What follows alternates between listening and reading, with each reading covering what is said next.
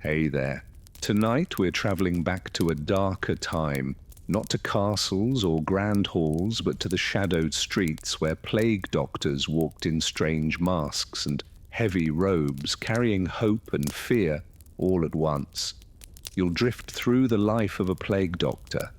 What it was like to face sickness and death day after day, to wear that infamous beaked mask, and to walk the fine line between healer and outcast during one of history's deadliest pandemics. If this kind of slow, immersive storytelling helps you relax and rest, feel free to like the video and subscribe, but only if it truly brings you peace. And drop a comment letting me know where you're listening from and what time it is. It's quietly comforting to know who else is out there falling asleep to the same tale. So dim the lights, let the heavy robe settle, and let's step into the world of the plague doctor. And now let's begin. The year is 1656. Congratulations. You've just been hired as a plague doctor. You don't quite know how this happened. Perhaps you were out of work and desperate. Perhaps someone misread your name in the town ledger and mistook you for a trained physician. Or maybe, more likely, nobody else was willing to do it. Either way, you are now the proud owner of the worst job in Europe. Your town is thrilled. You are considerably less so. The first thing they give you isn't a welcome or a handshake. Heavens no. They hand you a pouch of coins paid in advance because, statistically speaking, you're not expected to survive long enough to collect your wages later. It's generous in a suspicious sort of way, like a man handing you a lantern and sending you into a mine that's already on fire. They assure you it's an honorable appointment. You've been chosen to serve the people in their time of need, which is a polite way of saying you'll be surrounded by corpses before the week is out. Now let's get you suited up. There's no official training, of course. No school, no mentor, no handbook, but there is an outfit. Oh yes, the outfit. First, you pull on thick leather breeches that smell like a dead cow rolled in vinegar. These are meant to protect you from the bad air. Not that you understand how exactly. Then comes a long oil-soaked cloak, black, heavy, and slick to the touch. This is your outer shell. It repels water and allegedly death. Over your hands go gloves and over your head a wide-brimmed leather hat meant to identify you as a medical man, which again is more about appearance than accuracy. Then the mask. You slide the beaked contraption over your face, securing the straps at the back of your head. The beak, 6 inches long and curved like a bird's, stuffed full of herbs, spices, and ingredients that sound more like the contents of a cursed spice rack than medicine. Rose petals, cinnamon bark, cloves, perhaps a little mint, or camphor if you're lucky. Some doctors include crushed emerald or powdered viper flesh, just in case superstition turns out to be correct. Inside the beak, the air is stale and sickly sweet. The herbs are supposed to protect you to filter the foul stench of rot, to cleanse the miasma believed to carry disease. The prevailing theory is simple. Bad smells are dangerous and good smells keep you safe. You are effectively a walking sachet. Your vision is obscured by the mask's round glass eyepieces which fog with each breath. They press against your skin with an itchy tightness. You cannot scratch, you cannot sneeze, you cannot see much of anything clearly. But you're ready. They hand you a wooden cane. You weren't expecting this, but it comes with the job. The cane is multi-purpose. It allows you to examine patients from a distance, lift blankets, prod lumps, or gently tap a foot to see if it still twitches. But it has another function as well. Should you be surrounded by desperate plague-stricken towns, folk crying, screaming, clawing for help, this stick is your only defense. You're not only a healer, you are a moving target. You begin your rounds. The streets are mostly silent. A few shutters creak in the breeze. Somewhere a church bell tolls. Not for a service, but for a body.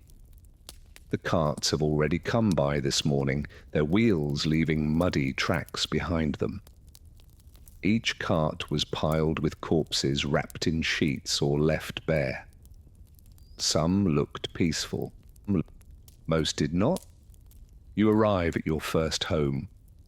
A servant meets you at the threshold, holding a cloth to his mouth. He gestures toward a room in the back. The smell hits you before you even open the door.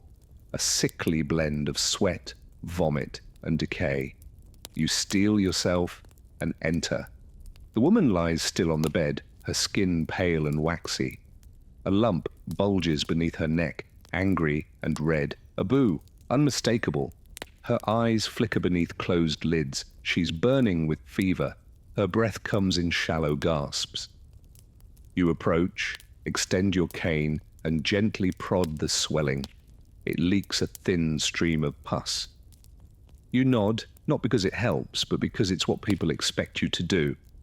Her husband stands nearby, hopeful and hollow-eyed. You don't speak much. You mutter something about the humours being out of balance. You prescribe a pus of crushed herbs and advise him to burn rosemary in the corners of the room. You suggest keeping a sliced onion nearby to absorb the illness from the air. He thanks you as if you've offered salvation. You haven't. You record the visit in your notebook. You use initials instead of names. There are too many patients now, and names make it personal. You cannot afford personal. As you leave, you notice a child sitting in the hallway, silent and still.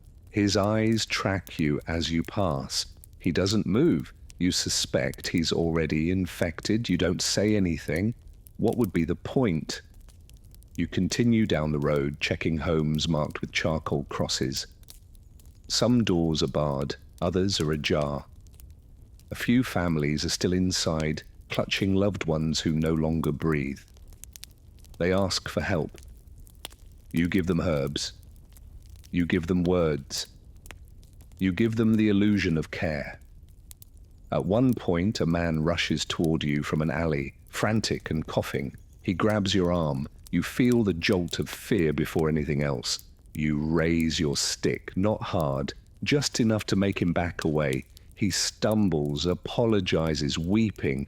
He says his wife is ill. He says he's scared. You nod and follow. Her boo has already burst. She will not last the night. You give her a prayer. You give him a list of things to burn. You move on. By afternoon, you've seen a dozen homes. Some people greet you with hope, some with suspicion. One old woman spits at your feet and tells you you're deaf in disguise. You don't disagree. You return home at dusk. Your quarters are modest. A single room above a shuttered bakery.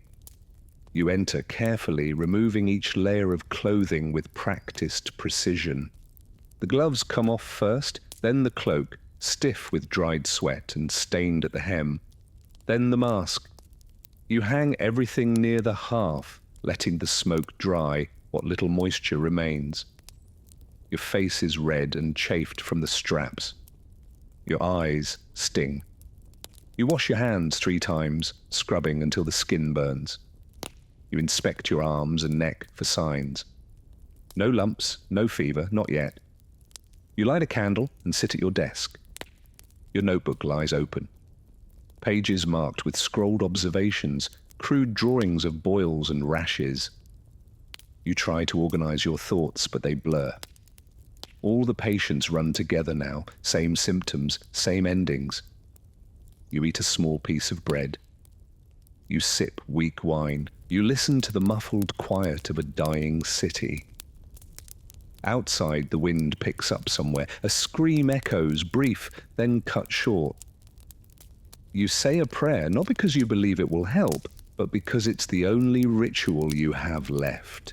You think of the woman from earlier. You think of her husband, who still believes You can save her. You think of the child in the hallway. Then you stop thinking. You must, because tomorrow you'll put on the mask again and go out to face the plague. The dawn light seeps through your shutters, but it brings no comfort. It only illuminates the dust motes dancing in the still air, a silent testament to the fact that life itself has been put on hold. You don your gear in near darkness, the oil-soaked cloak stiff as cured leather, gloves pulled snug over your hands, hat tilted low, and the mask, the very thing you both loathe and rely upon. You settle the beak between your nostrils. Inhale the stale bouquet of crushed rose petals, myrrh, and vinegar, and step into the morning's hush. Outside, the streets are unrecognizable. Market stalls stand abandoned, their wooden frames half collapsed under the weight of disuse. A broken barrel of apples lies rotting in the gutter, pale worms crawling over its fermenting flesh. The cheerful cries of street vendors have been replaced by the distant tolling of church bells. Once a call to worship, now the somber yet relentless clock of mortality. Every 12 hours a new death, every 12 hours a new marker in the ledger. You pause beside a boarded-up bakery where the sweet clamour of fresh bread has been replaced by decay. Rats dart across the cobbles, emboldened by empty streets and overflowing refuge heaps. They don't wait for twilight anymore. They roam in sunshine, scuttling underfoot as you pass. You recall the rumour you heard yesterday. Plague born on flea riding from rat to human like a secret courier. You almost laugh at the image, but the truth claws in your mind. Even if it's laughable, it might be real. At the corner, a crude red X marks a house. No family dares erase it. It's a warning and a condemnation. You knock once with your cane. A frail voice bids you enter. Inside, the smell hits like a fist. Fermented sweat, sickly sweet breath, and something sour beneath it all. The patient waits in a darkened room. A merchant, you're told, too proud to show his face in a public death pit. He's propped up on a makeshift cot, eyes dull, skin mottled with purple blotches. A boo swells grotesquely beneath his arm, black at the crown, weeping a thin, oily fluid. You clear your throat. He glances up as if surprised you've come. "Doctor," he croaks, "is it as I fear?" You study his pulse, rapid, fluttering. You listen to his breath, wet, rattling. You say quietly, "Is the plague? It's not news." He nods as if bracing for a verdict he already knows. You slip a cloth soaked in rosemary oil to his lips and set a small pot of vinegar near his pillow. Keep your chamber aired. You advise burn juniper in the corners. Pray if you must. He manages a weak smile. "I shall." You leave him to his fading dignity and step back into the street. The sunlight feels colder than the night. You glance at the red X and move on. Mid-morning finds you at the canal bank, where workers haul bodies into waiting barges. The water laps lazily, ignorant of the human suffering it fires away. You see a body wrapped in sailcloth, pushed over the edge with a shove. It floats for a moment, face half submerged, eyes staring at the sky. Then it slips beneath the surface, swallowed by the canal's dark mirror. The men say they're grateful for the duty.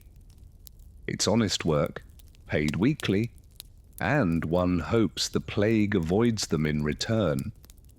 But you've seen more bargemen dead than alive this month. You move to the next scene, a makeshift quarantine station in the old monastery. Pews have been removed to make room for rows of cots. Smoke from burning rosemary coils up to the vaulted ceiling. Patients lie in shrouds of white linen. Some moan, others stare at the ceiling, counting cracks in the plaster. A young novice tends to them, his hands shaking behind a half-mask of cloth. You exchange a silent greeting, then begin your rounds. First, an elderly widow. Her gaze is bright, unnervingly so. She grips the bars of her cot, foot tapping with nervous energy. "My dear," she says when you kneel. "I keep expecting a knight in shining armor, but you'll have to do." You offer her a pale smile beneath your beaked facade. "I'm all sorts of armor, I'm afraid." She chuckles, and for a moment the horror softens. You boo lightly with your cane. It's firm, hot to the touch. Plenty of rest, you tell her, and drink broth if you can manage. She nods and grips your hands, leather glove and all, as if it were a bard's lute offering comfort in a cruel world. Next, a young labourer, body-wasting, breathing in short gasps. His father stands at the foot of the cot, knuckles white, prayer beads sliding between fingers. You offer no words, just a nod. He mouths a silent plea. You write in your ledger, male, mid-20s, advanced stage, family present, prognosis terminal. The very act of writing feels like betrayal, recording life as if it were a commodity. You step outside the fumigated halls into a courtyard where children, orphaned or abandoned, wander aimlessly. A girl with tangled hair approaches, holding a wilted flower. She offers it to you. You accept. "Thank you," you say, as if any thanks could matter. She smiles, turns, and joins the others, skipping stones into a stagnant fountain now clouded with rot. The emotional toll claws at you. You've seen grief so raw it scorches the soul. Parents rocking empty cradles, siblings begging for a dead brother to wake. You have watched the local apothecary faint at the sight of his first boo, and the blacksmith curse the plague for stealing his wife. You have borne their questions. Why? How? When? And you have no answers. By midday, you're exhausted. Your legs ache from hours of walking. Your back protests under the weight of your cloak. A cough has begun in your chest, a dry, persistent tickle. You ignore. You lean on your cane, head bowed beneath the mask's weight, and take a moment to breathe. You think of all the plagues that came before. Justinian's in the 6th century, which may have killed 10,000 people a day. The Black Death of the 14th century, which claimed a third of Europe's population. And now this relentless third wave in the 17th century, returning like an unwelcome ghost. Each time humanity adapts, survives, and forgets. That cycle comforts you more than you admit. Rejuvenated only slightly by your own grim reflection, you press on. A cluster of homes by the slaughterhouse block beckon, a place even more foul than the rest. You enter the first, where a man sits among overturned chairs, clutching his bleeding arm. He tried bloodletting himself, he says, attempting to cut away the poison. A bandage covers the wound, already stained. You take his arm, inspect the makeshift tourniquet, and shake your head. You're weakening yourself, you say. Stop. Rest. Let nature run its course. He scowls, but silent exhaustion wins. You apply a fresh pus, noting the rash creeping up his sleeve.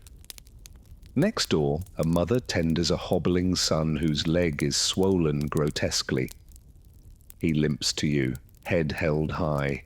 You clear your throat, he says. I should be in the fields. You nod, managing sympathy through your beak. Soon, you say, when you're well. His mother's eyes flicker with hope. You don't allow yourself to see how hollow it is. A few doors down, you find a makeshift clinic where local barbers and apothecaries argue over the best remedy. Bloodletting versus Puses, soaked in mercury. You intervene gently, explaining the dangers of mercury exposure, suggesting gentler infusions of elderflower tea. They grumble but defer. You note their names: Brother Matteo, Senor Luca. Disagreements may kill more than the plague. You walk on. Late afternoon shadows stretch long across the streets. You decide on one final stop, the orphaned plague pit at the edge of town. Here, bodies are interred in trenches, coffins unnecessary. You've never witnessed the diggers at work. No one dares. Today, you will. You approach, mask ready, cane tapping. Two men in tattered cloaks stand at the edge of a freshly honed trench. They throw bodies in like refuse. A child's small body lands last. You pause, catch its shoe as it slips. The men glare. You drop it. They toss the body in. The pit echoes with muffled thuds. You lower your head in prayer. You do not know which deity still listens. You pray nonetheless. On your way home, you pass the chapel. Half its roof collapsed, its walls blackened by smoke from nearby burnings. A discarded prayer book lies open in the dirt, pages fluttering in the breeze. You read an incantation half erased by ash. Deliver us from plague and pestilence. You close it gently, set it on a ledge. Perhaps someone will return for it, perhaps not. Night falls before you reach your lodgings. You enter, remove each piece of gear, hang them to air. The mask peers at you from the hook, as if mocking. You scrub your hands raw, yank the cloak off and strip. You check your skin for lumps. None yet. Good. You sit at your desk in candlelight and write. Today, visited 18 households, recorded 32 cases, 5 recoveries unlikely, 27 critical, 11 deceased. Observations: miasma ficca near slaughterhouse, rats congregate at canal bank. Children less symptomatic but likely carriers. Remedies: continued fumigation with juniper. Discourage bloodletting. Next petition for additional leeches. You close the ledger. You try not to think about tomorrow. How many more will die? How many more questions you cannot answer? You blow out the candle and lie down, robe still on. Your chest aches. You cough twice in the dark. The world is dying, and you in your mask and cloak can only bear witness once more. You sit by the fire mask resting on the table beside you. It stares up at you with its hollow glass eyes and long curved beak, a grotesque parody of a bird's skull, painted and waxed and stuffed with pungent herbs. You've worn this thing every day for months now. You've eaten in it, slept beside it, spoken to the dying through it. You can't remember what your own voice sounds like without the echo of that hollow snout warping it. And still you're not even sure if the thing works. The townspeople fear it, of course. Children cry when they see you. Dogs bark. Even the dying flinch at the sight. You look like death itself, tall and shapeless, cloaked in black, with a bird's face looming above the stink of pestilence. And maybe that's the point. If nothing else, the mask is honest. It doesn't offer hope, it offers warning. You are not salvation. You are the man who comes when all else has failed. The irony is that this mask, the most iconic symbol of the plague doctor, is barely older than your own apprenticeship. People speak of it as if it's ancient, as if every doctor during the Black Death wore one. But the truth is, the bird mask is a recent invention. You're walking through the middle of its debut performance, and the older doctors didn't have these. Back in the 14th century, physicians simply tied cloths around their faces or carried pomanders, little metal balls filled with herbs to sniff when the air got too foul. Theories of disease were based on balance and smell and God's wrath, not bacteria. And it wasn't until men like Charles Darm, a French court physician of all things, got the bright idea to turn those pomanders into something wearable. He designed this get-up for royal doctors during outbreaks in Paris and Rome. A long overcoat coated in wax, gloves and boots made from Moroccan leather, a hat to show your profession, and the beak, always the beak. 1/2 foot long, curved like a carrying bird's, stuffed with whatever fragrant nonsense you could find. Rose petals, cloves, cinnamon, vinegar-soaked cloth, powdered viper flesh, if you fancied yourself daring. The logic, of course, was sound by the standards of the time. Everyone believed in miasma, bad air corrupted by decay, floating invisibly through the streets and seeping into your lungs. The plague, they said, lived in this air. It clung to sewage, clung to corpses, rose from the ground after too much rain. So if air was the problem, then purifying that air must be the solution. Thus the mask. 2 small breathing holes near the nostrils and between them and your lungs. A stuffed wall of ferriac, a concoction of more than 50 ingredients blended into a single, overpowering perfume. The same mixture, in fact, was sometimes fed to patients. You'd stuff it into your beak and hope it kept the deaf away. And in a strange, accidental way, it may have helped. The beak put distance between your face and the patient. The robes, sealed with wax and sweat, kept out fleas and bodily fluids. The gloves and stick let you avoid touch. The glass-covered eyes protected you from spittle and smoke. You weren't protected from everything, certainly not from the real cause. Yinia pestis, the tiny, invisible bacterium carried by fleas on the backs of rats. But you were shielded more than you knew. The outfit, ridiculous though it looked, functioned as a rudimentary hazmat suit centuries before germ theory would explain why it mattered. Not that this made you feel any safer. For all its layers, the mask is suffocating. The herbs turned sour within a day. The vinegar stings your eyes. The waxed robes make you sweat until your underclothes are soaked. You walk like a statue, arms stiff, breath ragged behind a wall of rotten flowers. Sometimes, after hours on your feet, you forget you're even wearing it until a child screams or a horse rears back or a man grabs your sleeve and calls you crowface. Then you remember, and still myths swirl around you like flies around the corpse cart. One man insisted to you that your mask was cursed, that its shape summoned death, like a sigil carved into flesh.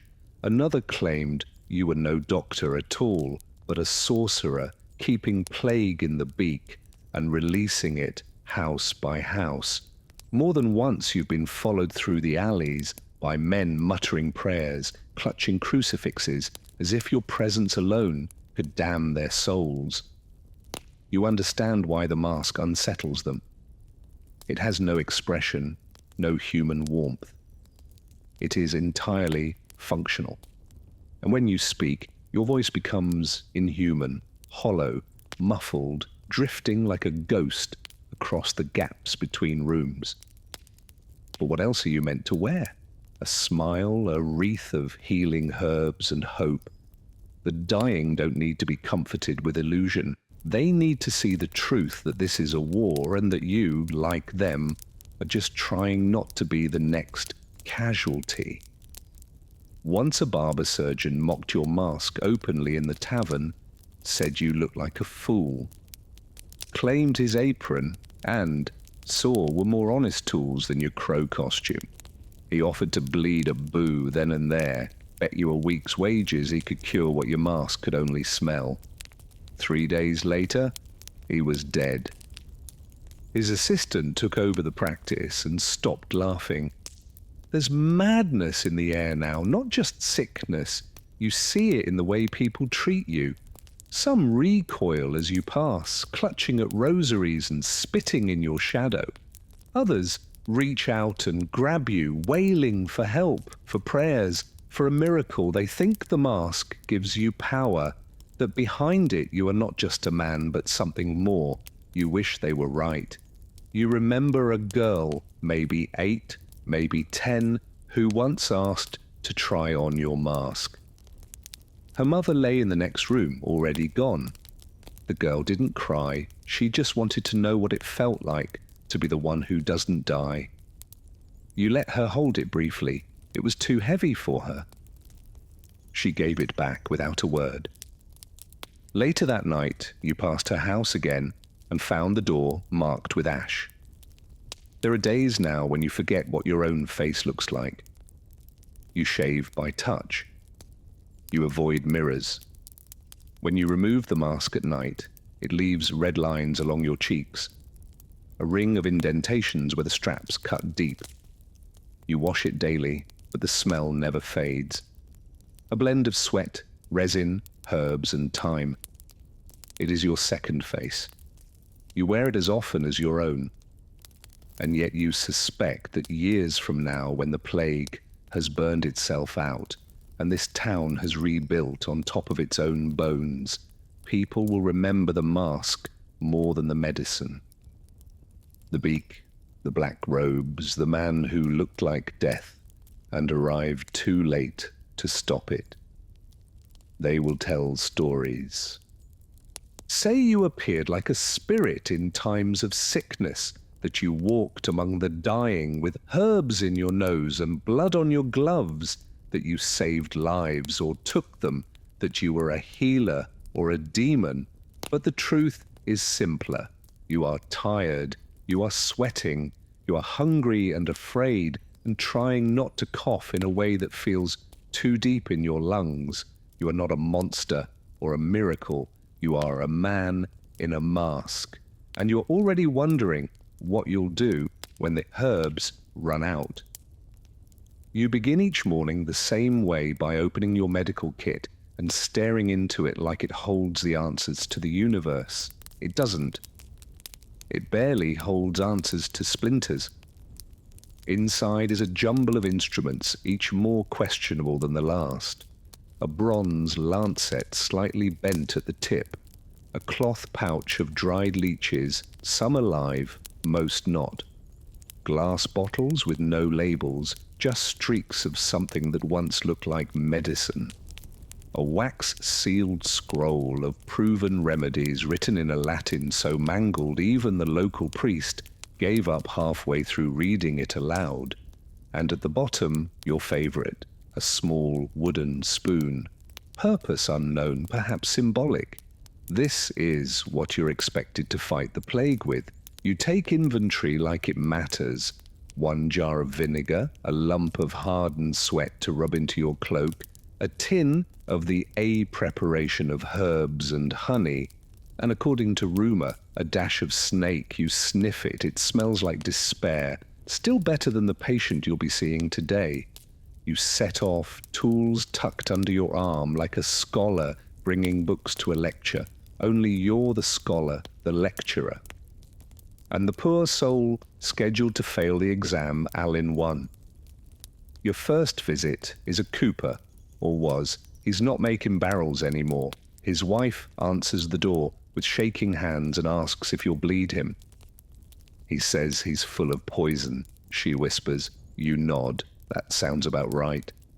Inside, the man lies on a bench, chest bare, boo under his arm, bulging like a rotten pear. He groans. You pull out your lancet and hold it up to the light. It glints. He looks at it like it might be salvation. You know better. You make the incision. Blood pours out, thick and dark. He screams, convulses, then lies still. His eyes roll. His wife rushes to his side. He's sleeping, she says hopefully. You say nothing. You clean your lancet, rewrap it, and move on. Bloodletting, the ancient cornerstone of medicine. Galen swore by it. Hippocrates, too. The idea is simple. Bad humors collect in the blood, and by removing some of it, you restore balance as body. The practice is tidy on parchment, far less so in person. You've drained more men than you care to count, and most of them still ended up in the pit. Perhaps they'd have gotten there sooner without you. Or perhaps you merely gave them something else to worry about in their final hours. Next house, a young woman in a back room. Her mother insists on onion pices. You nod. Why not? You help her crush a few bulbs, spread them on cloth, and wrap them around the girl's swollen neck. The air fills with the sharp sting of sulfur. She gags, so do you. You try cupping next. You light a flame inside a glass jar, press it against her skin. The suction raises a welt. It's meant to draw out the plague or the fever or the evil spirits, depending on who you ask. All you know is that it leaves marks. Whether it helps is anyone's guess. She cries when you leave, not because of the pain, because she can tell by your silence that she's not improving.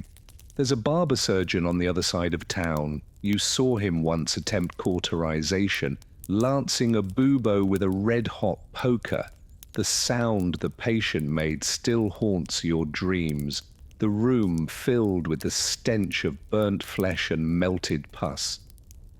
The man didn't survive the night, but the surgeon said it was progress. At least we learned something, he said. You've learned something too. You'd rather be ignorant than repeat that. You check in at the apothecary, but he's locked his doors. A sign hangs outside. No new medicines. No old ones, either. Fair enough. His shelves are probably bare. You remember when he still offered jars of dried frog, powdered pearls, or tinctures brewed from ash and chamomile. Some of it was even expensive. The people who could afford such luxuries are mostly dead now. The survivors have taken to boiling mint and calling it a cure. You yourself have run out of several ingredients. You used to carry wormwood gone, poppy syrup gone, anything vaguely numbing gone. You consider brewing your own batch of camphor oil, but the fumes make you dizzy, and you can't afford to be dizzy. Not when every alley is lined with eyes. You recall one recipe scrolled in the margin of an old manual. Mix crushed emerald with milk. Apply to pustules. Emerald's milk. Yes, that should solve it. Another recommends rubbing lard and rose petals into the armpits. You tried it once. The patient died, smelling fantastic. Your cane taps a rhythm as you walk past a row of shuttered windows. Somewhere behind one of them, a man coughs violently. It doesn't sound like the plague, but it doesn't sound good either. You keep walking. You reach the old granary-turned-pest house. The sick lie on beds of straw, some groaning, some motionless. You kneel beside a boy no older than 12. He's barely breathing. His skin is cold, his lips cracked. His eyes open when you speak, but he doesn't answer. You offer him water, soaked with a few drops of elderflower extract. It trickles from his chin. You pat it dry. He smiles faintly, then closes his eyes. You mark a small X in your ledger, not for his name. You never got it, just a location. You stand, bones aching, and move on. In the far corner, a man gestures to you. "Doctor," he says. "My wife." You follow him to a side room. She lies curled in a heap of blankets, her breathing shallow. He asks you if you'll try the leeches. You hesitate. You haven't used them in weeks. They rarely survive long in your pouch. But today, miraculously, one stirs. You place the creature on her wrist. It latches on. The man watches wide-eyed as it swells with blood. "Is that good?" he asks. You nod. It's doing something. Whether that something is helpful, no one knows. But the sight of it gives him hope, so you let it feed. Back outside, the sun is beginning to dip. The sky turns the color of old bruises. You rest on a bench and examine your hands. They smell of vinegar, iron, and fear. You remember when you used to write notes on your gloves to keep your mind sharp? Now they're blank. There's no point. Every patient is the same. Every result is predictable. You recall a joke someone told you months ago. The plague doctor's toolkit includes a stick, a knife, and a prayer. You laughed at the time. Now it feels more like an inventory list. You make your way home, but the walk feels longer tonight. The houses blur together. Just wood and stone wrapped around quiet suffering. You try not to look into windows. You don't want to see the eyes watching you, hoping you'll stop, hoping you'll fix something. When you reach your lodgings, you lay your tools out on the table. One by one, the spoon, the lancet, the empty bottles, the leech jar, still twitching. You line them up like soldiers before battle. Then you sit, you stare. It's all nonsense. Every instrument, every concoction, every half-remembered method from half-mad physicians of centuries past. You pretend it helps because pretending is the only thing left between you and despair. But deep down, your tools are not meant to heal. They are symbols, props, in a tragic play you never auditioned for. They exist so that the dying may believe that someone is trying, that someone still cares enough to do something, even if that something is utterly useless. You write in your journal, attempted bloodletting, no result. Applied onion pus, no result. Cupping, mild blistering. Leeches, inconclusive. Vinegar infusions, psychological effect only. Prognosis for all, poor. You stop. Ink pulls beneath your quill. Your hand trembles. You light a candle, not for light, but for warmth. The mask hangs beside you, its empty eyes reflecting the flame. You almost ask it a question, almost. Instead, you close your eyes and whisper the only diagnosis that has never been wrong. We did all we could, and then in the quiet that follows, we just don't know what we're doing. The trouble with being a plague doctor isn't just the death, it's what comes after it, or rather, who comes after it. You are not just the man who arrives when someone falls ill. You are the man who must explain why they never recovered. And people don't like explanations, they like scapegoats. At first, they called you brave, appointed you with ceremony, a little purse of silver for your troubles, and a handshake so brief it could hardly be called human contact. You were the man in the mask, the protector, the one who would stand between the town and death. But now you're the man who walks into a house and leaves it cursed. The man whose presence means the end is nigh, the black road harbinger of failure. You see it in their eyes, they used to plead. Now they glare. The mask that once inspired confidence has become a symbol of doom. They whisper that you bring the plague with you, that your clothes carry it, your cane spreads it, your breath poisons the rooms you enter. They're not entirely wrong. You've lost count of how many infected households you've walked through, how many bodies you've brushed past, how many sick you've examined with trembling hands, pretending that the oil on your gloves is enough to stop what's coming. If disease lingers in the air or clings to fabric, then yes, perhaps you do carry death on your shoulders like a shore. But the truth doesn't matter anymore. What matters is that someone must be blamed and the dead cannot answer. So the masked man must.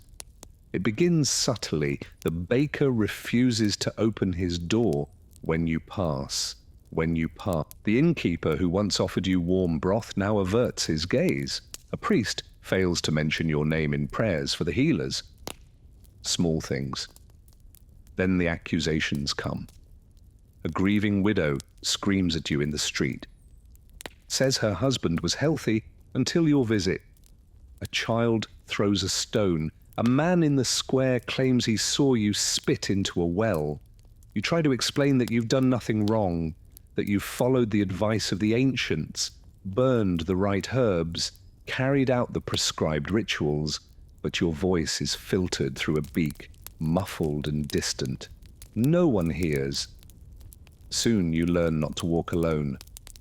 You carry your cane like a staff, not just to examine buboes from a distance, but to ward off the living.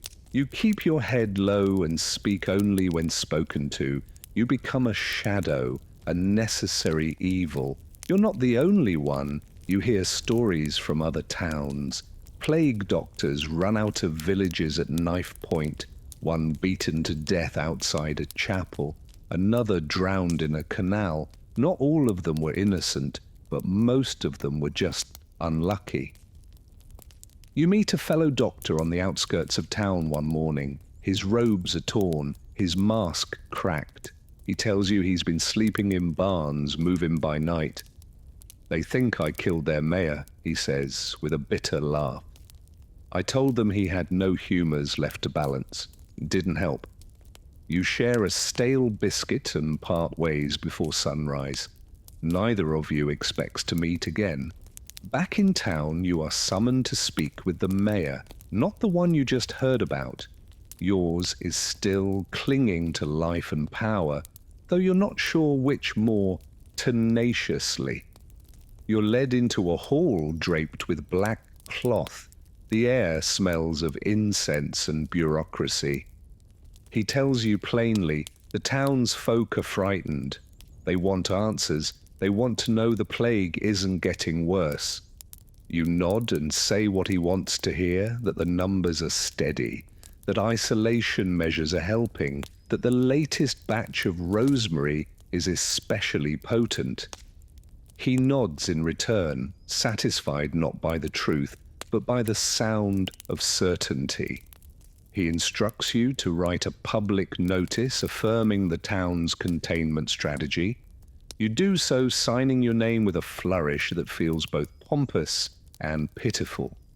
That evening the paper is nailed to a post in the square.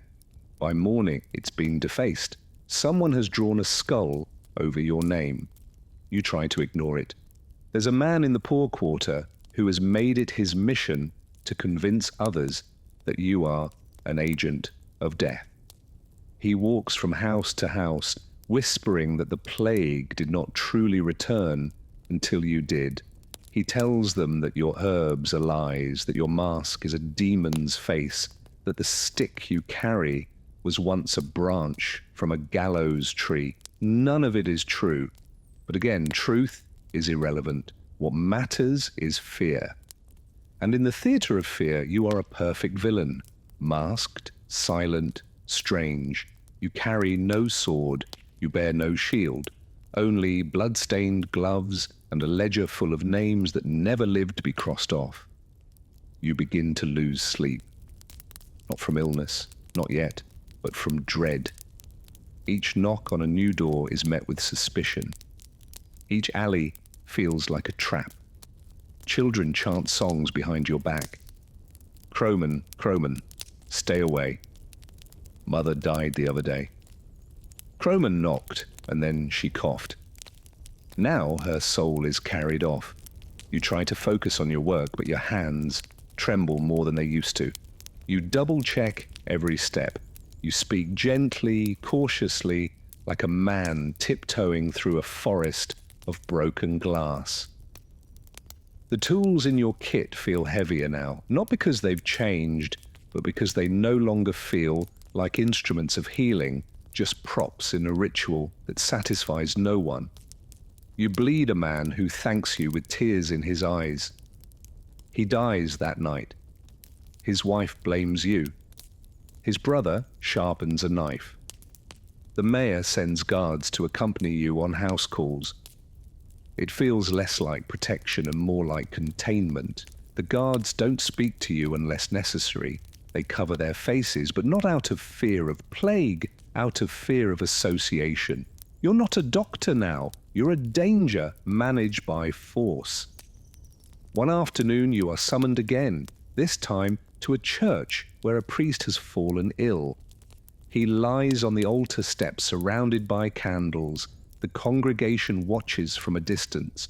You kneel beside him, check his pulse, his breath. He's dying. You offer comfort, not cure. Later that evening, someone accuses you of poisoning the holy water. They claim the priest would still be alive if not for your presence. You are questioned by the mayor's clear. You answer with the same weary tone you use for everyone now, flat even, devoid of expectation. You're cleared, but not forgiven. Eventually, you begin walking at dusk instead of dawn. Fewer eyes, fewer shouts. You move quickly, efficiently, like a ghost through smoke. You visit the sick, mark your notes, apply your herbs. You say the prayers, though you're not sure you believe them anymore. You leave before the candle burns down. Some patients don't let you in at all. They say they'd rather die alone than under your watch. You respect their choice. You add their names to your list with a heavy hand. One night, you find a message scrolled on your door. Go back to the pit you came from. Another reads, your mask hides your guilt. You burn them both. You've learned now that medicine is not enough, that science cannot defend you, that the truth when people are dying has the weight of smoke in a hurricane. You speak less, write more, pray quietly, work quickly, leave no trace. You're no longer just a plague doctor. You are a man dodging the knife edge of fear and learning more each day that the plague does not always kill with fever. Sometimes it kills with blame, and you are running out of ways to survive both. At first, you didn't notice them. The rats, they were background noise, part of the scenery, scurrying along gutters, rummaging through refuge piles, slipping beneath doors and floorboards. There had always been rats, especially in a town like this, where food was never stored quite right and streets were never cleaned quite thoroughly. But now they're everywhere and worse. They're fearless. You step outside one morning and see one sitting on your doorstep, grooming itself. It pauses only briefly when it sees you, then resumes as if to say, "Go on then." You wave your cane. It trots away slowly without urgency, as though giving you the courtesy of pretending you're still in charge. The rats do not fear the living, and they do not respect the dead. You've seen them climbing plague carts, nosing at limbs protruding from hastily wrapped shrouds. You've seen them squirm beneath the boards of the churchyard fence, gnawing at soil freshly turned. Once you watched one drag a piece of something, flesh likely, from a pile of rags behind the apothecary. You told yourself it was a scrap of cloth. You didn't believe it. And you've heard them too. In the silence of a late-night visit, when the household has stopped pleading and the patient is gone, there is always the sound of scurrying in the walls, in the rafters. Sometimes under the very floorboards you're kneeling on, the rats are waiting, always waiting. Of course, no one blames the rats, not officially. The clergy blames sin. The mayor blames travelers and bad harvests. The barber surgeons blame the stars or the season. And the common folk, they blame you. But you've started to wonder if the rats were here all along, as much a part of the plague as the pustules and the fear. Perhaps they're not just a symptom, but the cause. You heard it first from a spice merchant who read it in a pamphlet from the coast that fleas on rats may carry the sickness. The idea was laughed out of the tavern, but it lodged in your mind like a splinter. You started paying more attention, and what you noticed was this. Where rats were most numerous, the plague bloomed with cruel precision. In the alley behind the granary, rats by the dozen, 4 houses infected. Along the fishmonger's row, where scraps piled in the street, more rats, 2 more homes lost. Coincidence perhaps, but then again, what isn't these days? Today, you're called to a weaver's home, a crooked little structure with a collapsing roof and a hole in the side wall big enough to admit a dog, or a dozen rats. You knock, wait, then push the door open gently with your cane. Inside, the air is heavy with dust and sickness. The weaver lies on a cot near the hearth. Her skin is blotchy, her neck swollen, but that's not what draws your attention. It's the corner behind her, a nest of rags piled high, twitching. You move closer, a rat darts out, vanishes beneath the floorboards. Another peeks from a crack in the wall. The patient groans. You look down and realize one of them has chewed through her stocking. You finish the visit quickly. Nothing more to be done. You leave behind a sprig of rosemary and a warning to burn her linens. She won't, no one does. Outside, you ask the neighbor if anyone's been laying traps. She shrugs. What's the point? She says, there's always more. She's right. You've never seen so many. They travel in packs now. They're bold enough to raid storerooms in daylight, to climb walls and rafters. One night, you saw a cluster of them swimming across the canal. For a moment, you thought you were hallucinating, but no, they were just adapting, thriving. You begin walking with a heavier step. You thump your cane on the ground more often. You tell yourself it's to ward off evil. Really, it's to startle the rats. The town's sanitation is, in a word, medieval. Waste is dumped into the street. Food is stored in damp cellars. Water comes from wells too close to latrines. The gutters are clogged with rot. Rain doesn't wash anything clean. It just spreads the filth further. You've tried to raise the issue. The mayor's Claire nodded solemnly and said, "We're prioritizing prayers." You visit the pest house in the West Quarter. A young boy there is crying, his leg covered in bite marks. His mother swears he was attacked in his sleep. You believe her? The rats don't wait anymore. If a body is still, it's fair game.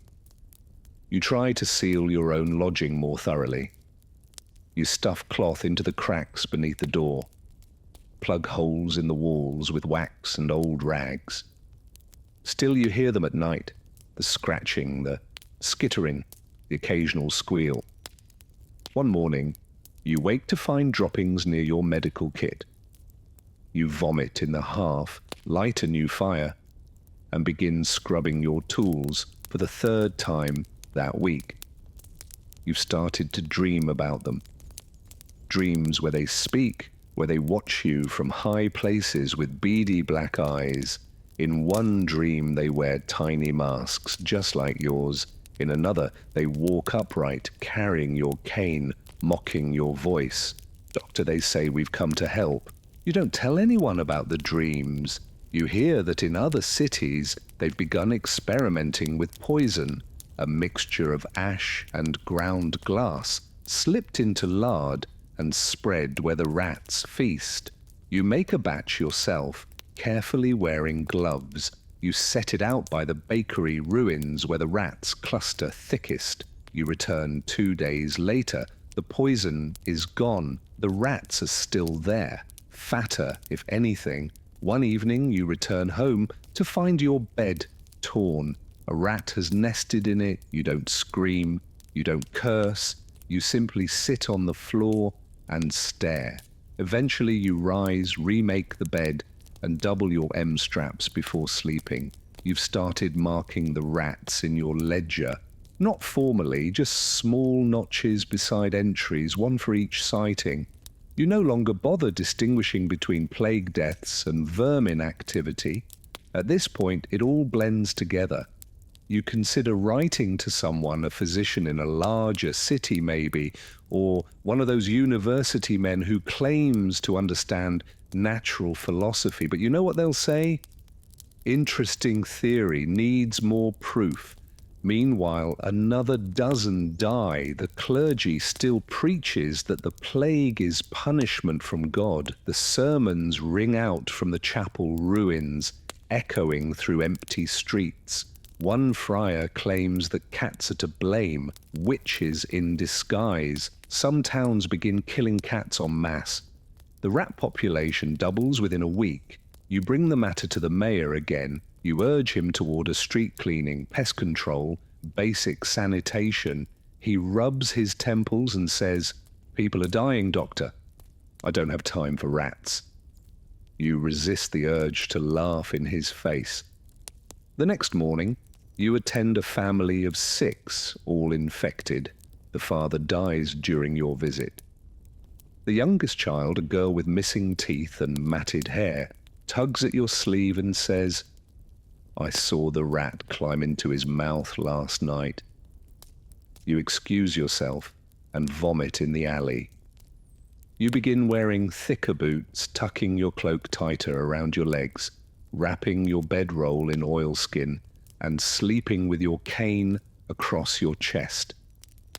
You don't fear the plague anymore, not in the same way. You fear what comes before it, what scurries in and lays claim to the body before the fever even begins. You return one day to a street you thought empty.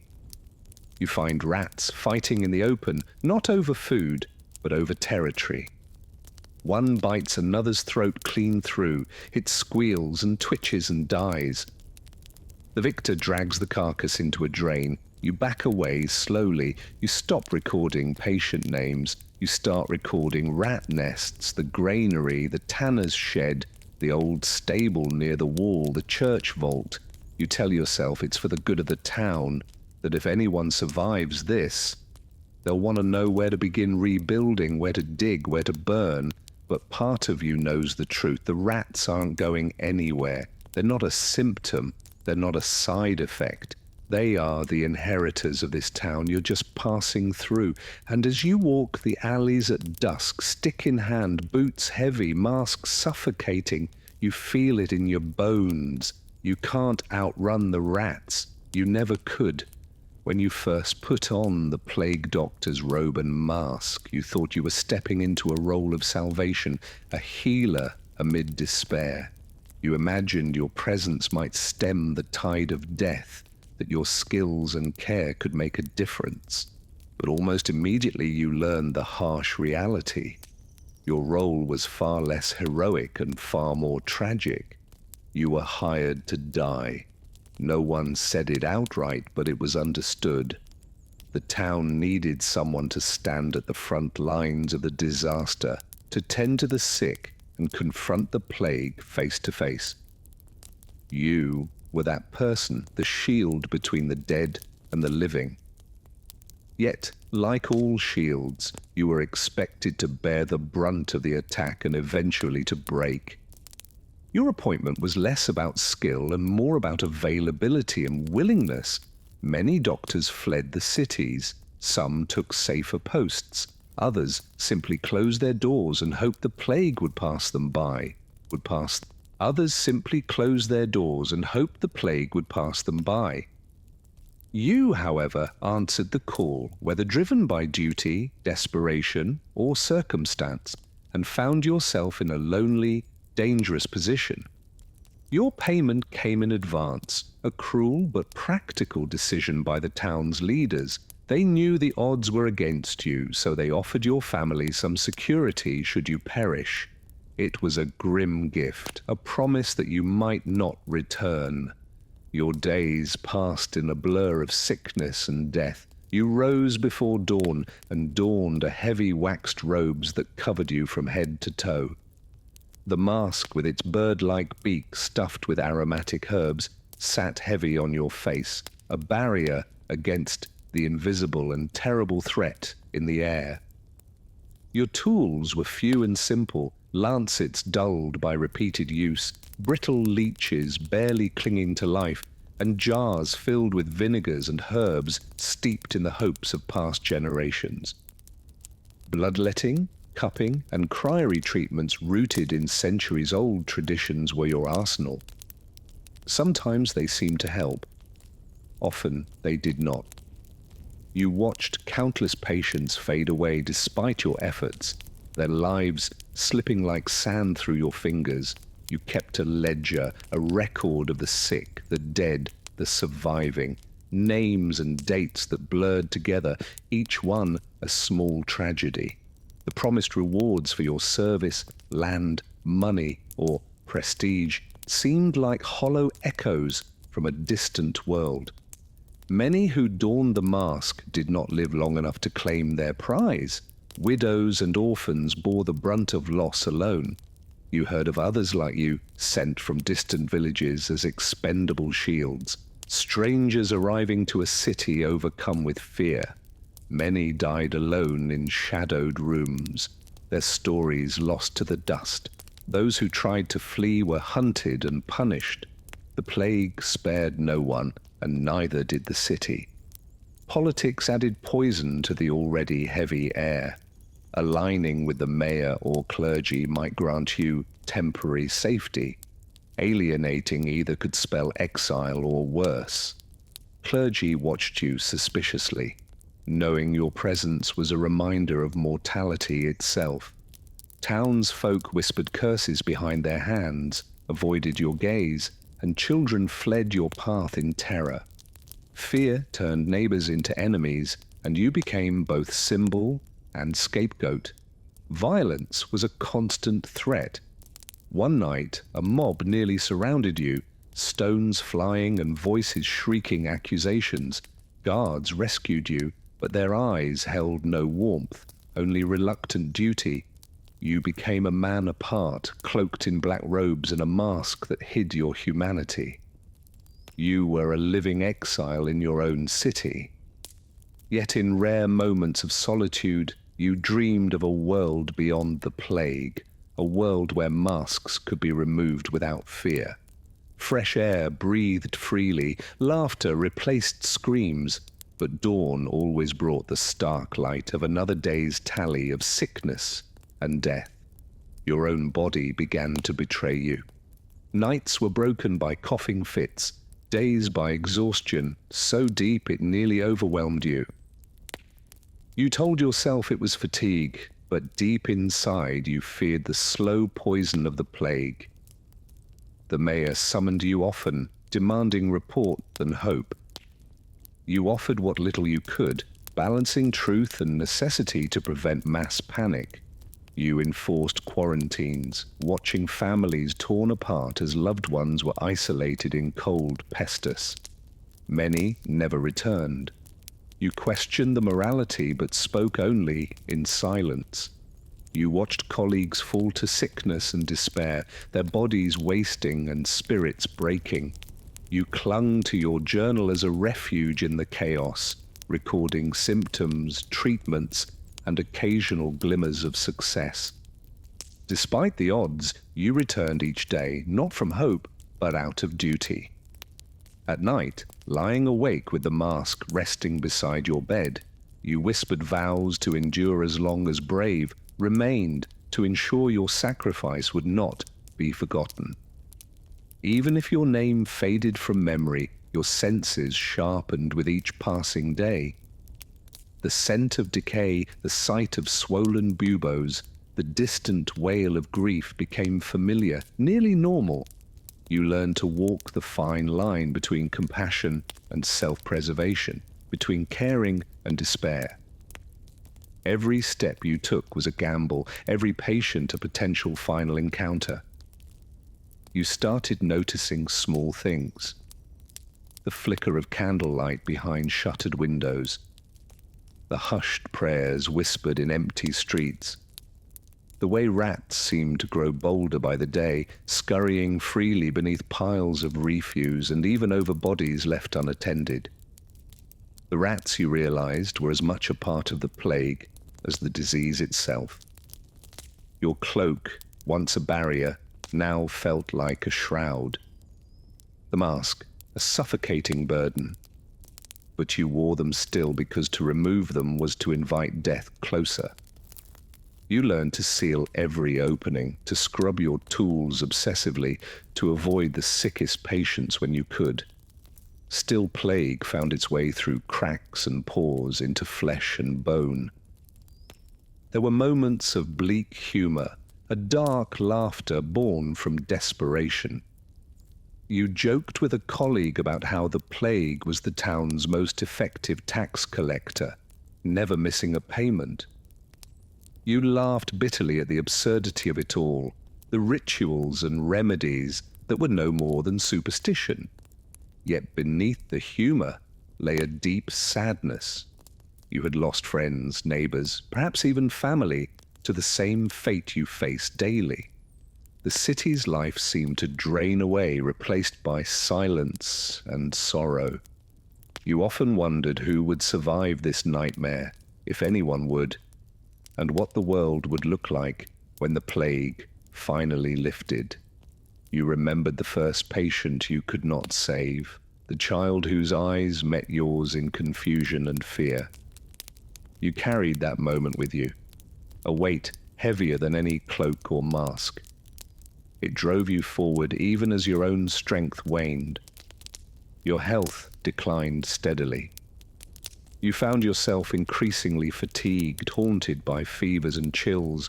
You wondered if you were already infected, but fear alone was not a reason to stop. There were still those who needed care and duties that no one else would fulfill. The nights grew longer and darker, and your dreams were plagued by shadows. You dreamed of rats wearing your mask, of the dead rising, of being trapped in a world where the air itself was poison. You did not share these dreams. There was little comfort to be found in fear.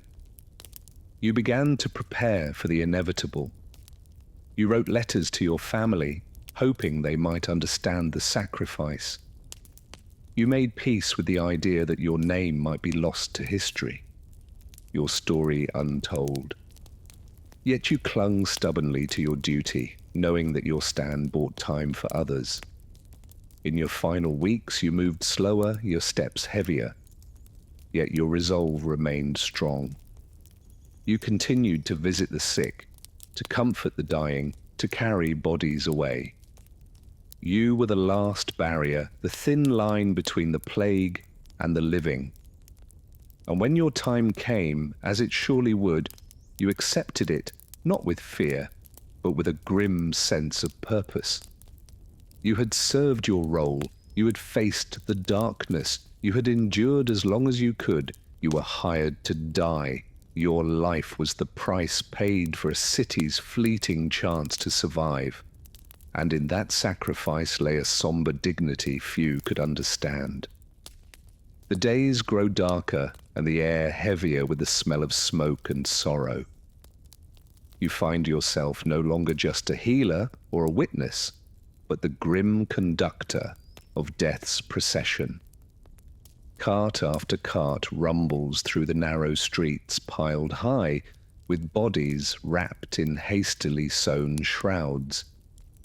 Their weight a crushing reminder of how many lives the plague has claimed. Your hands, once steady with medicine and compassion, are now calloused and raw from hauling corpses onto the carts, from dragging them from homes where the living no longer remain. Each body is another story ended, another family shattered. You once wrote names, but now you record only numbers. The sheer volume rendering individual identities impossible to maintain. The smell of burning is constant. Clothes, bedding, and even entire homes are set aflame to prevent the spread of the disease. The flames lick the sky, turning the dusk a fiery red, the smoke thick and suffocating. You often pause by the pious, watching as the dead are consumed, the crackling fire a grim lullaby for the city. Numbness settles in your heart. You stop feeling fear or sorrow in the way you once did. The dead do not frighten you anymore. It is the silence of the living that chills you. The empty streets, the shuttered windows, the absence of children's laughter haunt your every step. The death of a child, though cut differently.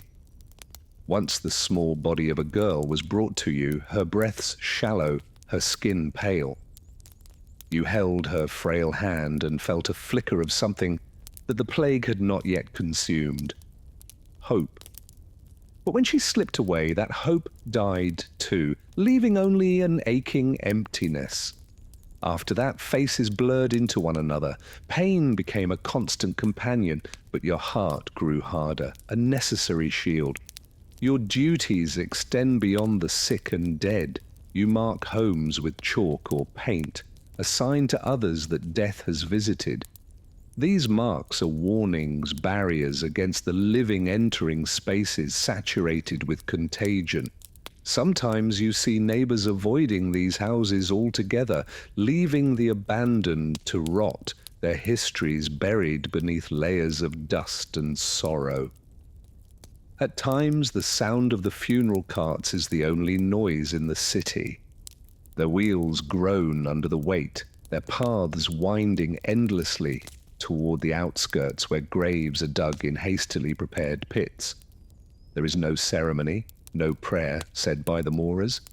Only the cold efficiency of survival dictates the pace.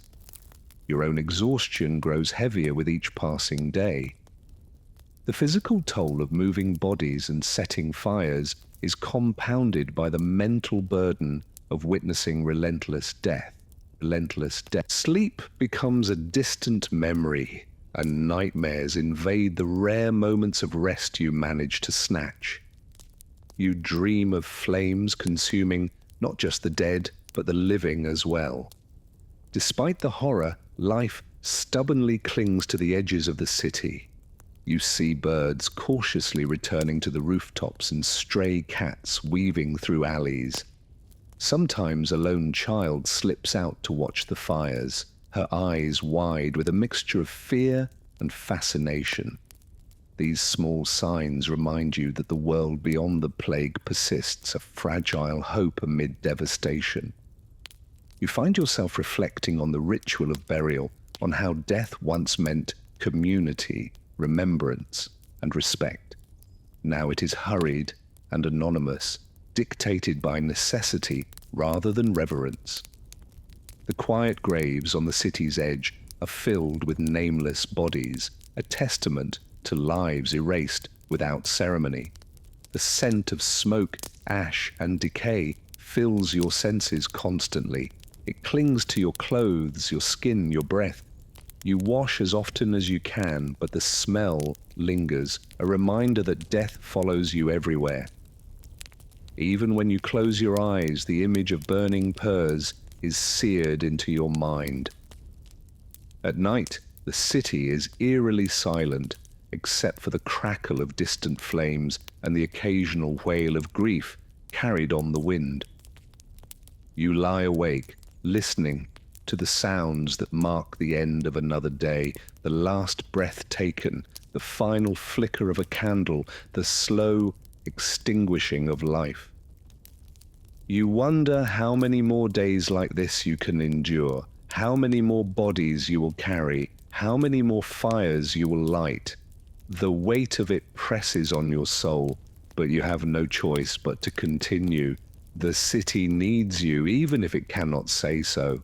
One evening, you watch as a young boy is brought to the pest house, his small body covered in sores and bruises. His mother follows silently, tears streaming down her face. You place your hand on the boy's fevered brow and promise him comfort, though you know well the chances are slim.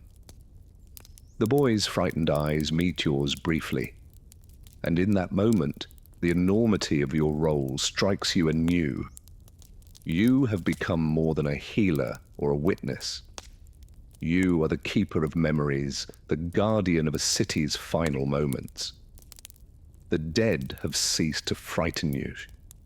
It's the silence of the living, the absence of voices and laughter that haunt you most deeply. The fires you light burn not only the bodies, but also the fragments of a life once lived. You think of the families now broken, the homes abandoned, the futures erased. The weight of sorrow is almost unbearable, yet you carry it, determined to serve until your strength fails. Each day blends into the next.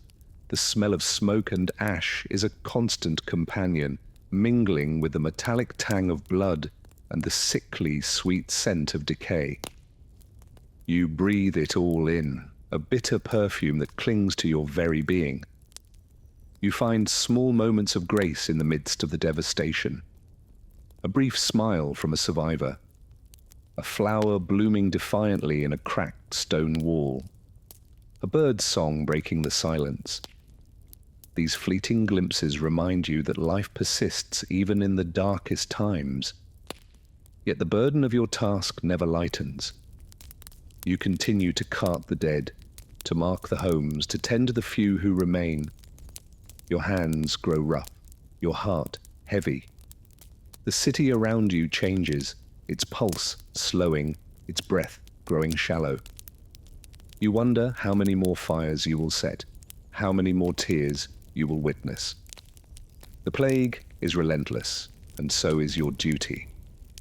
You are the unseen flame in the night, burning away the past to make way for a future you may never see. Your nights are restless, filled with dreams of flames and shadows. Sometimes you dream of the faces of those you could not save, their eyes accusing and sad. You wake with a start, heart pounding, the memory lingering like smoke in the air. Despite the exhaustion and sorrow, you press on. There is no choice. The city needs you to carry this burden, to hold the line until the plague finally passes. You are the quiet force at the city's heart, the last light against the encroaching darkness. One day, as you prepare to leave the pest house, a woman approaches, her eyes red from tears. She clutches a small bundle, a child barely alive. She begs you to do what you can. You nod, your hands steady despite the weariness. You take the child into your care, knowing the odds but refusing to surrender hope. You become the bearer of grief and the bearer of fragile hope. Your days are spent in the shadow of death, but your heart clings to the possibility of life. You are the city's silent sentinel, standing watch over its last breaths. The fires you light are both destruction and cleansing. They burn away the plague's physical toll and the sorrow that threatens to consume the living. In their glow, you see the city's pain and resilience intertwined. As the smoke rises into the night sky, you find yourself thinking of the future, a future where the streets will once again bustle with life, where children will play without fear, and where laughter will return. You carry this vision with you, a beacon in the darkness. The plague has taken much, but it has not taken your resolve. You are a witness, a guardian, a healer of souls as much as bodies. You stand firm in the face of despair, carrying the city's sorrow with dignity and strength. With every fire set, every body tended, every home marked, you write a story of endurance and sacrifice. Your role is grim, but it is vital. You are the thread that holds the city's fragile hope together. Though the days are long and the nights longer, you find strength in your duty. You are the keeper of the city's memory, the guardian of its grief, and the harbinger of its eventual healing. The smoke that fills the sky is a reminder of loss and renewal. You watch the flames dance and flicker, knowing that with the end of each fire, a small part of the plague's hold weakens. You carry on step by heavy step through the streets marked by death and sorrow. You carry on because the city needs you, even if it cannot say so aloud. In the quiet moments before dawn, you breathe in the cold air filled with smoke and ash. You close your eyes and imagine a day when the fires no longer burn, when the city wakes from its nightmare. Until then, you stand watch. You carry bodies, light fires, and mark homes. You carry the city's sorrow with silent strength, a guardian in the funeral by firelight. And as the flames flicker and die, you find a strange comfort in their glow, a promise that even in the darkest times there is light. The world of plague doctors was one filled with hardship, but also ridicule. From the very first day you donned your heavy waxed cloak and the infamous beaked mask, you became a figure of mockery among those who called themselves healers. The monks preached from their pulpits that the plague was divine punishment, a scourge sent by God to chastise sinners. Their remedy was prayer and repentance, and any other method was met with suspicion or disdain. Barber surgeons flaunted their razors and leeches, confident in the ancient art of bloodletting, certain that restoring the balance of humours was the only true cure. They laughed at your costumes and potions, dismissing your efforts as foolishness. Apothecaries sold their exotic mixtures in fragrant shops, promising cures that too often offered only false hope. Amidst this cacophony of belief and rivalry, you stood alone, the oddity wrapped in leather and herbs, wielding a wooden cane to keep distance from the sick. Your mask, stuffed with pungent herbs, was meant to protect you from the bad air. The miasma believed to spread disease, but to many it was a symbol of fear and superstition. Children ran from you, adults crossed themselves, and whispers of curses followed your steps. You were seen as a harbinger of death, a figure both feared and ridiculed. In taverns and town squares, fierce debates raged between monks, barbers, apothecaries, and doctors. You listened often silently as they argued over the cause and cure of the plague. Monks decried its sin and demanded repentance. Barbers boasted of their bleeding skills, and apothecaries touted their latest remedies. When drawn into argument, you defended your observations and cautious treatments, only to be met with scorn and accusations of heresy. Despite the mockery, you persevered. Every day you risked your life tending the sick and dying, gathering notes and patterns to better understand this relentless killer. Your journals grew heavy with symptoms, treatments attempted, and outcomes observed. Some patients showed signs of relief, but many succumbed despite every effort. Your methods were primitive, but grounded in experience and the desperate hope for a breakthrough. The plague fractured the medical community, weakening the city's response. Instead of unity, there was rivalry and distrust. The monks urged prayers, the barbers bled their patients, and the apothecaries sold potions.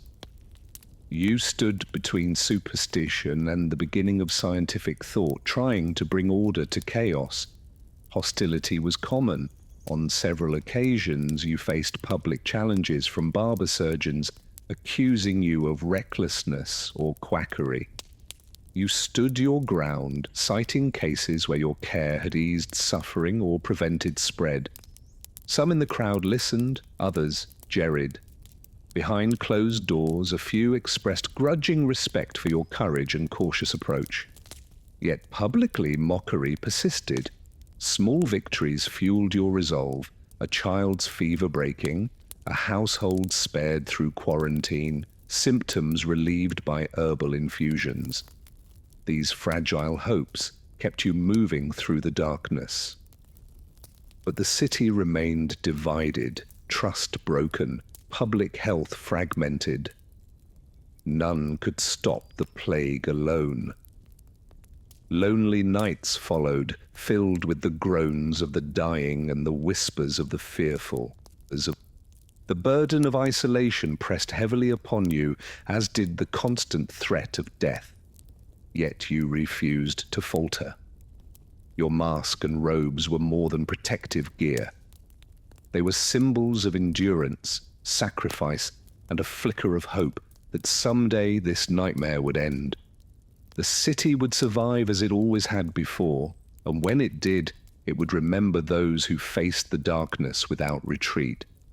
True heroes hidden beneath masks and robes, fighting not only disease, but ignorance and fear. Until that day, you walk your lonely path, scorned but steadfast, the plague doctor, outcast, healer, and unsung protector.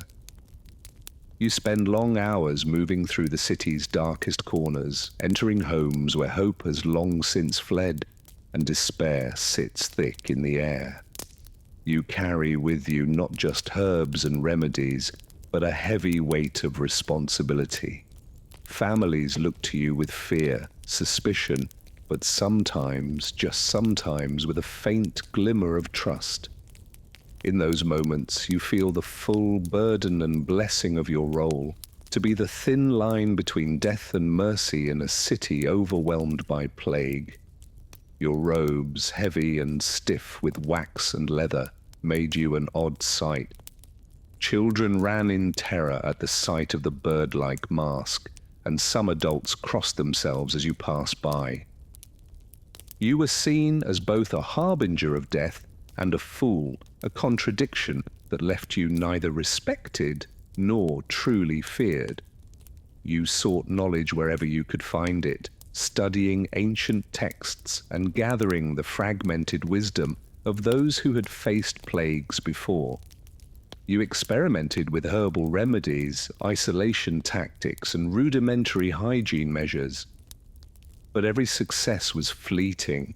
Every step forward met with 2 steps back as the plague swept mercilessly through the city. The tension between you and other medical practitioners was palpable. At times you attended councils where monks preached repentance, barbers demanded bloodletting, and apothecaries pushed their potions. Arguments flared, voices raised, and the city's response to the plague fractured.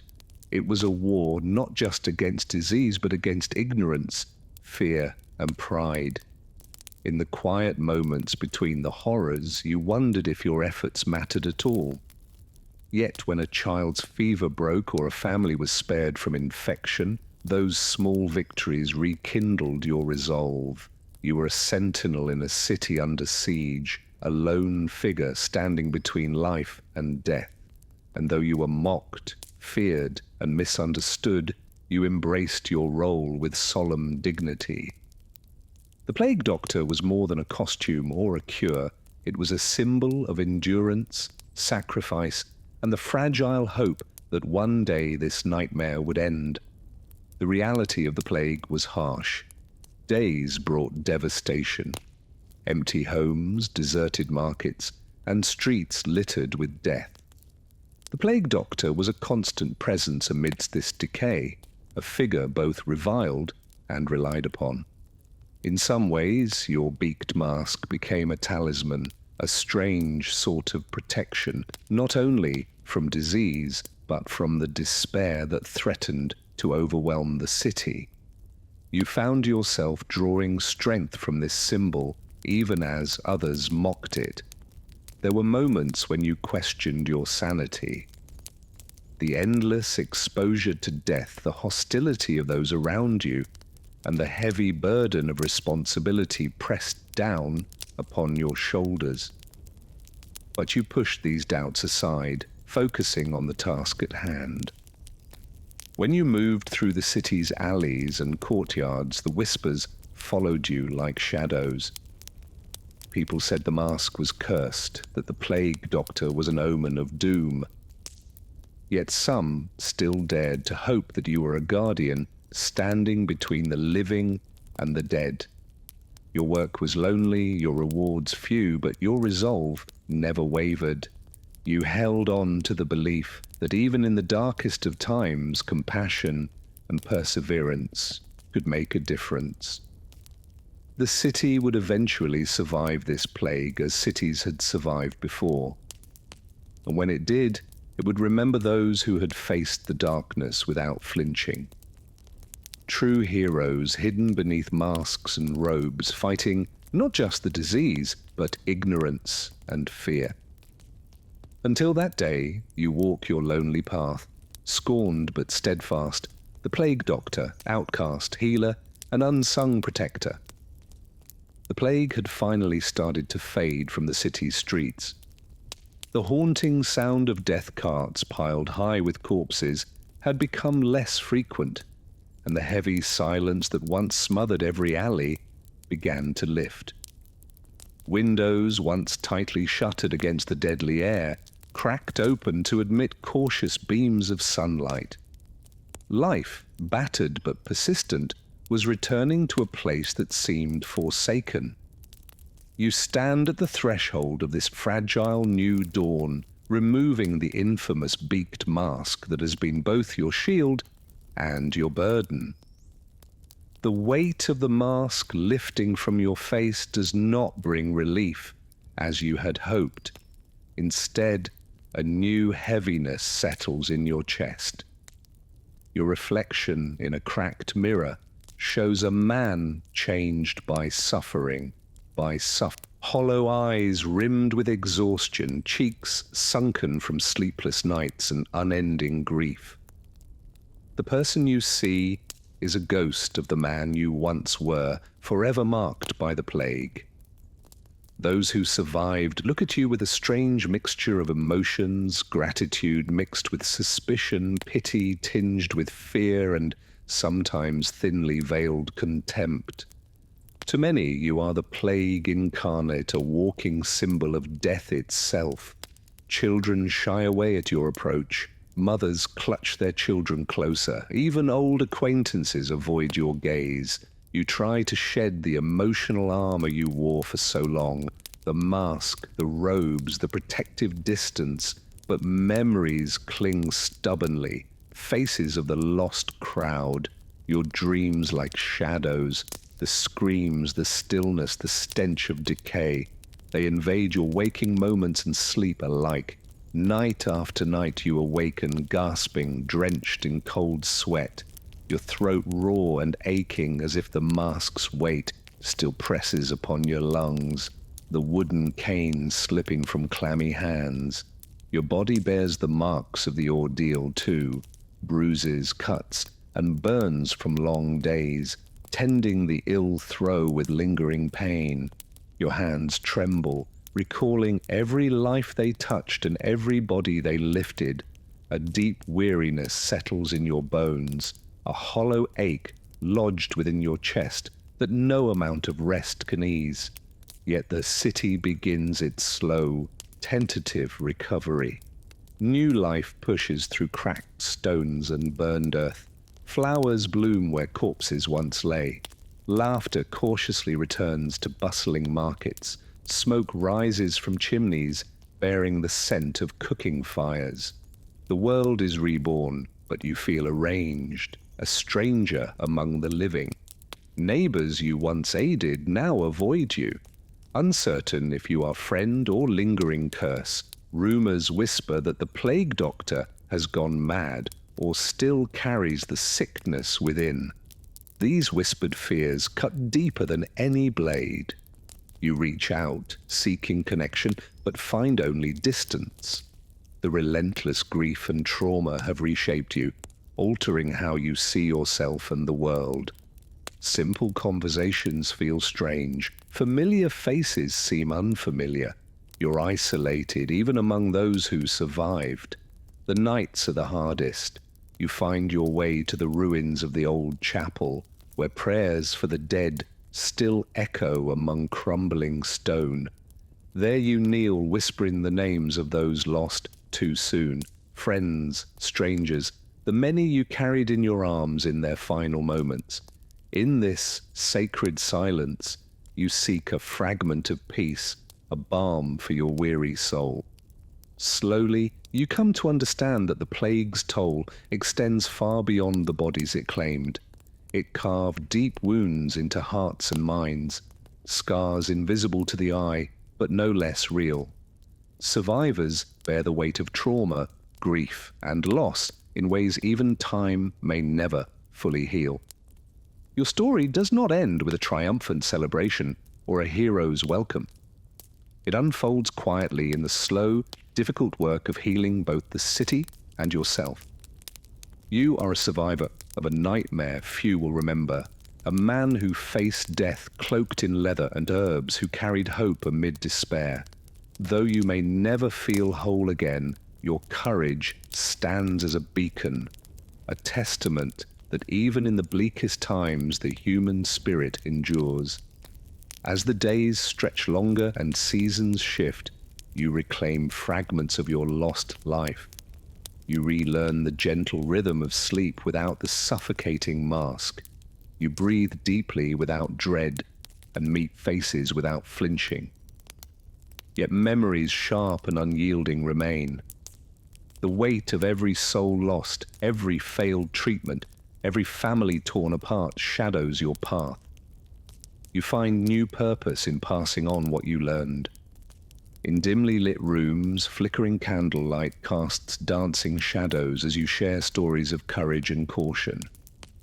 You teach the importance of observation, isolation, and compassion.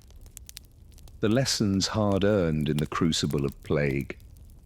Your voice bridges the chasm between a dark past and a hopeful future. Though the mask no longer hides your face, the wisdom you carry shapes a city determined to be better prepared.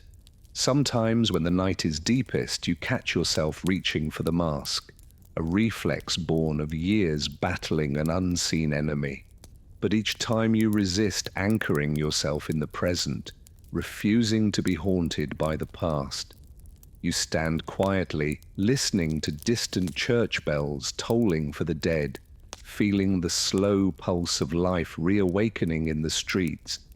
You understand the plague's shadow will never fully lift. It lives on in stories, scars, and souls it touched. But within that shadow you find a fragile peace. The city will grow and heal. New generations will dance in fields where silence once reigned. You will walk among them forever changed, a living testament to survival. Your role as plague doctor may be over, but your story, your sacrifice, and your lessons endure. In time, you hope the world will be kinder, wiser, and more vigilant. For now, you breathe deeply, unmasked, and face the uncertain dawn. You are survivor, witness, quiet hero, woven into the tapestry of a city reborn. And though you may never feel whole again, your courage burns bright, a light against the darkest night. Days turn into weeks, and the city slowly pulls itself from the jaws of death. The streets, once littered with abandoned belongings and the remnants of hurried burials, begin to clear. You see farmers return to their fields, merchants reopen their shops, and children's laughter tentatively pierce the silence. Yet amidst this revival, a deep emptiness clings within you. The scars of loss are not visible like wounds. They are etched into the soul, carried in the quiet moments when the world seems still. Each morning, you rise with a weariness that no sleep can alleviate. The absence of your mask leaves your skin exposed to the chill of dawn. And you shiver not just from the cold, but from memories that linger like a shadow at the edges of your mind. The nights are the hardest when dreams revisit you with relentless vividness. You see faces, friends, strangers, the innocent and the damned, each frozen in their final moments.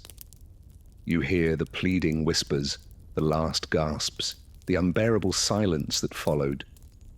You walk the streets trying to reclaim the life that once was yours. Yet the city looks unfamiliar, and you feel like a ghost wandering a place that no longer feels like home. People cross the road to avoid you. Mothers pull their children away when you pass. Even those you once comforted now regard you with unease, as if you carry a darkness no one dares to touch. The burden you bear is not only the weight of the dead, but the crushing loneliness of survival.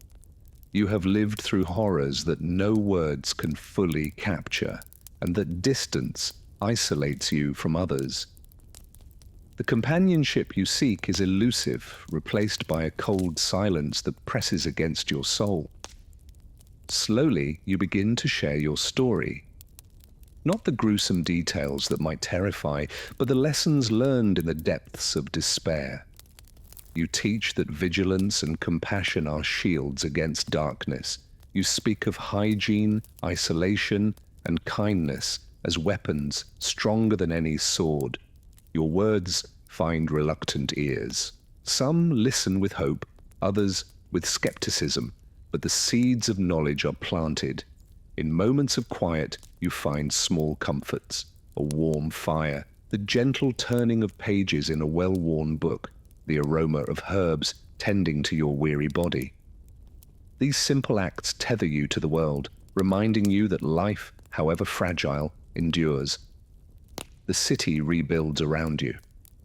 New homes rise from the ashes. Gardens bloom where graves once marked the earth. The clatter of footsteps replaces the silence. Songs return to the air. Yet the memory of the plague lingers, a shadow that shapes the future. You walk these streets changed and marked, carrying the story of survival. Your role as plague doctor may have ended, but your journey continues. You are witness to humanity's resilience and its fragility. Your scars, both seen and unseen, tell a story that must never be forgotten. As dawn breaks over a city rising from ruin, you breathe deeply, unmasked and unbroken, ready to face the uncertain future. The plague has passed, but your courage lights the way forward. A beacon in the lingering darkness.